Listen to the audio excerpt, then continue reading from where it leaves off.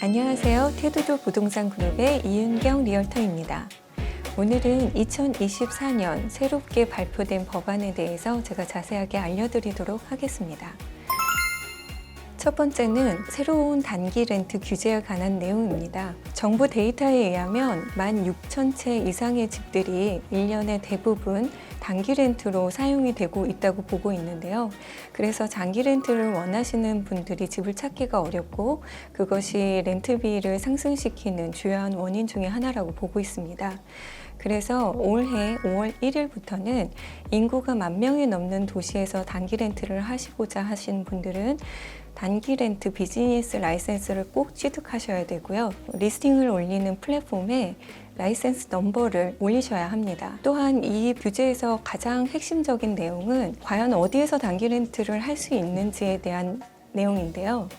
그동안 콘도나 하우스 같은 것들을 투자용으로 사셔서 전체를 단기 렌트로 돌리신 분들이 많이 계신데 앞으로는 그런 게 힘들어질 것 같습니다. 집을 가지고 계신 집 주인이 실제로 살고 계시는 실소유지에 세컨더리 스윗이나 아니면 액세서리 듀얼링 유닛, 베이스먼트 스윗이나 코치하우스, 메인웨이 홈 같은 데에서만 단기 렌트가 가능해집니다. 물론 이 법안에도 예외는 있는데요. 그 중에 하나가 위슬러나 오소유수, 토피노 같은 14개 리조트 커뮤니티나 마운틴 스키 리조트에 해당하는 44개의 리조트들이 예외가 된다고 합니다. 쉽게 말씀을 드리면 예를 들어 코키틀람에 내가 집을 하나 가지고 있다. 이건 하우스예요. 근데 저희 집 지하에 베이스먼트 스윗이 있고 뒤에 가라지 위에 코치하우스가 있다. 그러면 과연 이거를 내가 단기 렌트를 줄 수 있느냐?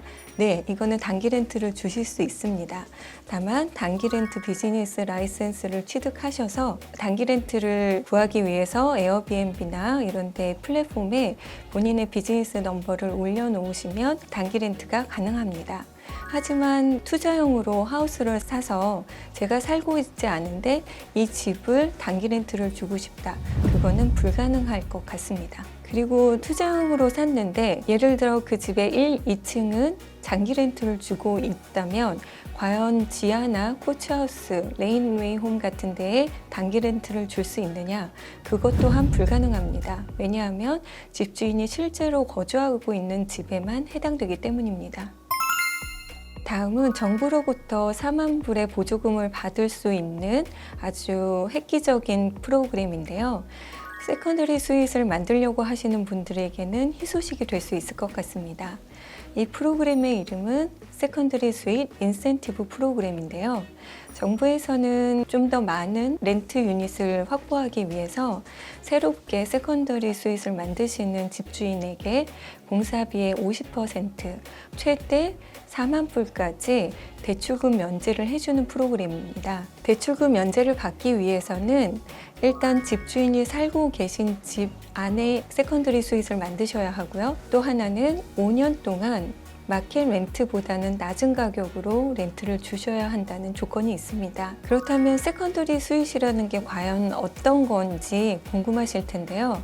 세컨더리 스윗이라는 건 본체와 별도로 부엌과 화장실이 있는 유닛을 말을 합니다. 예를 들어서 저희 본체에 밑에가 unfinished basement가 있어요. 그런데 그거를 공사를 해서 부엌과 화장실을 넣어서 렌트를 주겠다 하시면 이거는 이 프로그램에 해당이 될 수 있습니다. 그리고 예를 들어 밑에 피니시드지만 부엌이 없어서 따로 렌트를 주기 힘들다 하는 경우에도 부엌을 넣어서 공사를 하셔서 렌트를 주시면 이 또한 프로그램의 혜택을 받으실 수 있습니다. 또한 가라지 위에 코치하우스를 새로 만드신다거나 레인웨이 홈을 만드신다 이런 것도 이 프로그램의 혜택을 받으실 수 있을 것 같습니다. 정부에서 주는 이 보조금이 과연 얼마까지 내가 받을 수 있느냐. 예를 들어 공사비가 5만 불이다. 그러면 그거의 50%면 25,000불이죠.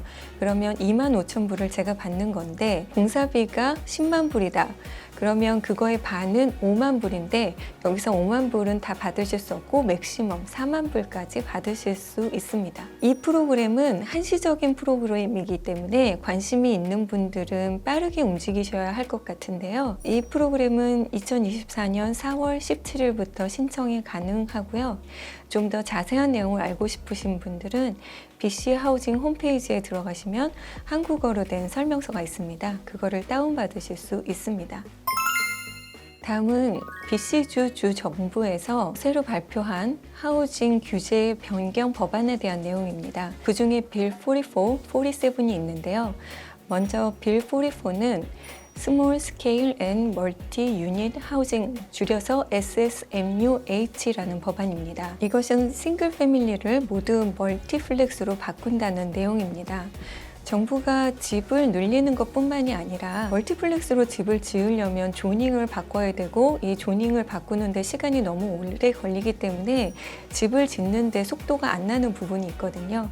그래서 이런 부분들을 완화해 주기 위해서 집을 짓는 속도를 높이기 위해서 이 법안을 내놓았습니다. 인구가 5,000명이 넘는 도시에서 현재 싱글 패밀리로 되어 있거나 혹은 경우에 따라 듀플렉스로 되어 있는 랏에 3개에서 6개까지의 유닛을 넣으실 수 있는데요. 땅 크기가 280제곱미터, 이게 스퀘어핏으로 환산을 하면 3014 스퀘어핏인데요. 그거보다 작으면 3개, 그거보다 크면 4개. 3014 스퀘어핏보다 큰데 15분마다 버스가 다니는 정류장에 반경 400m 안에 있다. 그러면 6개까지의 유닛을 넣으실 수 있습니다. 여기에서 유닛은 세컨드리 스윗이나 레인레이 홈, 가든 스윗 뿐만이 아니라 땅의 크기에 따라서 타운홈이나 트리플렉스까지도 포함이 된다고 합니다. 여기에서 6개의 유닛이 들어가는 랏에 대해서는 파킹에 대한 규제도 적용되지 않는다고 합니다. 이미 이런 내용들이 빅토리아나 밴쿠버, 켈로나, 킴벨리 같은 곳에서는 소개가 되었고 이게 실행이 되고 있는데요. 이번 기회에 이것을 BC 전역으로 확대한다고 합니다. 이를 위해서 로컬 가버먼트는 조닝 바이로를 SSMUH가 적용되는 법안으로 업데이트해야 합니다. 마지막으로 이번에 새로 발표한 법안 중에 빌 47에 대한 이야기를 해드리겠습니다.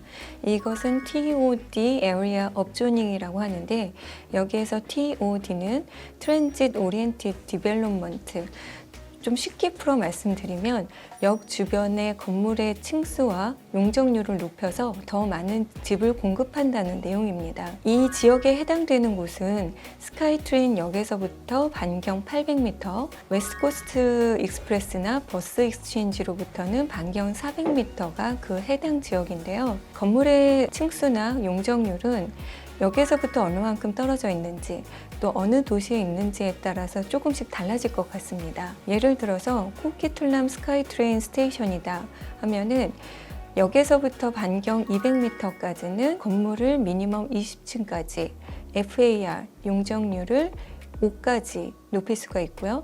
200m에서 400m 안은 미니멈 12층, FAR 4까지, 그리고 400m에서 800m 안은 미니멈 8층, FAR 3까지 올릴 수 있다고 합니다. 이 법안은 건물의 층수와 용적률을 높여서 집을 많이 공급한다는 의미도 있지만 또 한편으로 역 주변을 개발함으로 인해서 사람들이 대중교통을 많이 이용하고 차량 이용을 억제해서 교통 문제나 환경 문제에도 어느 정도 해결할 수 있는 도움이 될 거를 기대하고 있습니다. 이를 위해서 로컬 가버먼트는 과연 TOA 지역을 어디로 규정할 건지 정해서 6월 30일까지 주 정부에 알려줘야 합니다. 지금까지 올해 새로 발표된 4가지 법안에 대해서 말씀을 드렸는데요. 자세한 내용을 담기에는 이 유튜브 영상이 너무 길어질 것 같아서 제가 중요한 부분들만 말씀드렸으니까요. 더 궁금한 점이 있으시거나 하신 분들은 테두조 부동산 그룹으로 연락 주시기 바랍니다. 감사합니다.